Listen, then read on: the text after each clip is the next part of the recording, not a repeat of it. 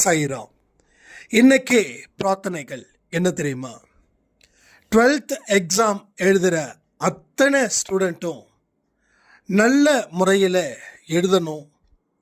அவங்க படித்ததை எல்லாம் ஞாபகத்துக்கு வரணும். எந்த விதமான பதட்டமும் குழப்பமும் இல்லாமல், அவசரப்படாமல், பொறுமையாக நிதானமாக அவங்க எழுதணும் அப்படின்னு சொல்லி நீங்கள் எல்லாரும் பிரார்த்தனை பண்ணிக்கோங்க.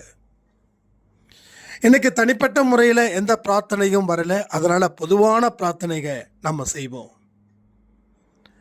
இப்போ தெரியும், ஒரு போர் பெரிய அளவில் நடந்துக்கிட்டு இருக்குது. அங்கே இருக்கக்கூடிய அப்பாவி மக்கள் கொல்லப்படுகிறாங்க. அப்பாவி மக்களுக்கு கஷ்டங்களும் நிறைய இருக்குது, வேதனைகளும் இருக்குது.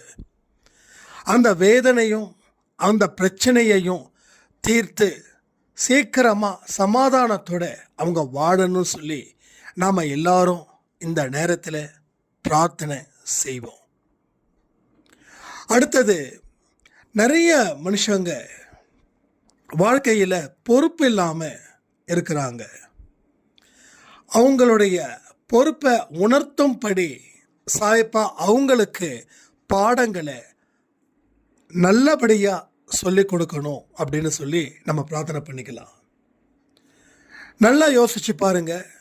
கடவுள் ஒரு பொறுப்பான பாடத்தை அவங்களுடைய வழியில் அவர் நடத்தினாருன்னா எல்லா மனுஷங்களும் பொறுப்பானவர்களாக மாறுவார்கள் தானே. ஸோ எல்லா மனுஷங்களும் பொறுப்பானவர்களாக மாறினா அந்த குடும்பத்துக்கும் அந்த நாட்டுக்கும் நல்லது தானே. அப்போது எல்லாரையும் பொறுப்பானவர்களாக மாற்ற வேண்டும். ஈவன் உங்களையும் சரி என்னையும் சரி.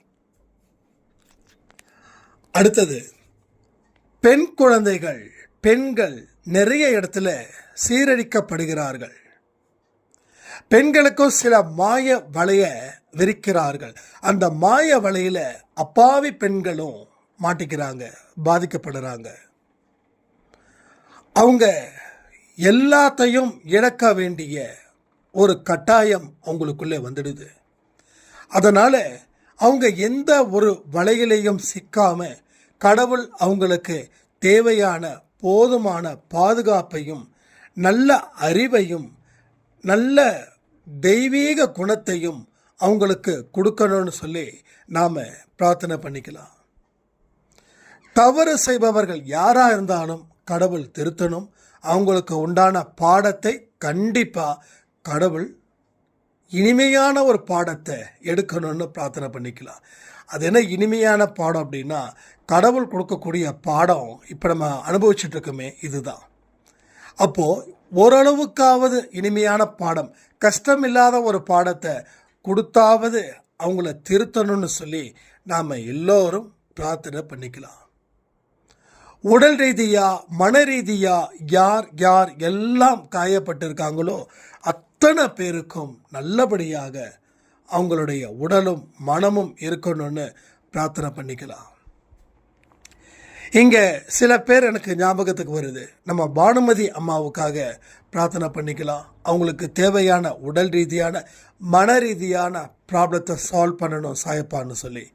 அடுத்தது, வெங்கடேஷ் பரட். இவருக்கு ஏகப்பட்ட ப்ராப்ளம் இருக்குது, சின்ன வயசு தான். இவருக்கு உடல் நலனில் தீவிரமான அக்கறை நம்ம சாயப்பா செலுத்தணும். அவர் நல்லபடியான ஒரு முன்னேற்றத்தை அடையணும்.